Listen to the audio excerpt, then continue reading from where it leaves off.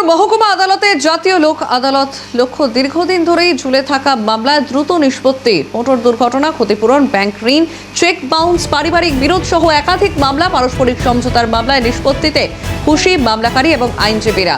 বিস্তারিত জানবো, ফোন লাইনে রয়েছেন প্রতিনিধি রাজেশ সেনগুপ্ত। রাজেশ, লোক আদালত বসেছিল। লোক আদালত বসাতে সব থেকে বড় সুবিধা হয়েছে যারা বিচার প্রার্থী ছিলেন, কারণ দীর্ঘদিন ধরে বহু মামলা পড়েছিল, পুরোনো মামলা নিষ্পত্তি হচ্ছিল না।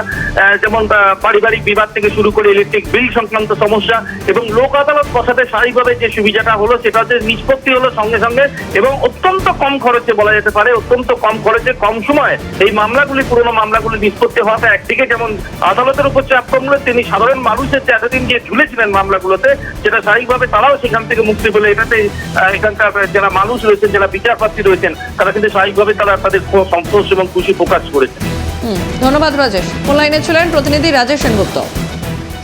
এই গোটা ঘটনায় স্থানীয়রা কি বলছেন শুনবো, পাশাপাশি আইনজীবীর তরফ থেকে কি বলা হচ্ছে শুনবো। এসে গিয়েছিলাম এখানে লোক আদালতে, কিছুটা কম হয়েছে টাকা, সেখানে জমা দিয়ে আমি উপকৃত হয়েছি। কত টাকা ফাইন ছিল?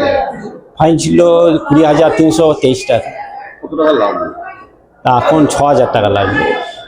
কত টাকা উপকৃত হলো? কেসটা 1 বছর হয়েছে, 1 বছর ধরেই তো ঝুলছিল, এই তো দিয়ে বারবার কোর্টে আসা, ইয়ে করা। এবং সুবিধা হলো? সুবিধা খুবই উপকৃত হয়েছে। বেঞ্চ আজকে হয়েছে ন্যাশনাল লোক আদালতে। আমাদের দুর্গাপুরে 6টা বেঞ্চ হয়েছে। 6টা বেঞ্চের মধ্যে ম্যাক্সিমাম ভিড়টা আছে মোটর ভেহিকেলস, তার সাথে সাথে আছে ইলেকট্রিসিটি, বিভিন্ন ব্যাংক, ফাইন্যান্স কোম্পানি এবং মোটর অ্যাক্সিডেন্ট ক্লেম কেস।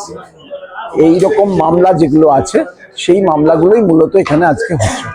এখানে মানুষের সুবিধাটা এটাই হচ্ছে যে ফাইনটা তারা বাইরে দিত তার 10% ফাইন এখানে দিতে হচ্ছে, আর 40 টাকা সার্ভিস চার্জ দিতে হচ্ছে।